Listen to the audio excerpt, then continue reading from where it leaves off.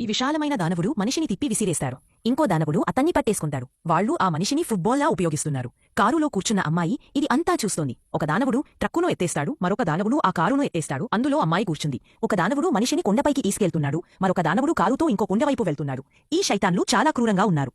ఒక దానవుడు మనిషిని ట్రక్కుపై కూర్చోబెట్టాడు, ఇంకో దానవుడు 2 కార్లపై నిలబడిపోతాడు. అమ్మాయి భయపడిపోతుంది. దానవుడు ట్రక్కును తోసేస్తాడు, దాంతో మనిషి ట్రక్కుతో పాటు కింద పడిపోతాడు. ఇంకోవైపు కారుతో ఉన్న దానవుడు కిందకి వస్తున్నాడు, కానీ స్టీరింగ్ మాత్రం అమ్మాయి చేతిలో ఉంది. ఇద్దరి ఈ అయ్యేలా ఉంది. అమ్మాయి స్టీరింగ్ తిప్పేస్తుంది, దాంతో దానవుడి కాలు వెడల్పుగా మారిపోతుంది మరియు మనిషి తల దానవుడి పట్టులో పడుతుంది.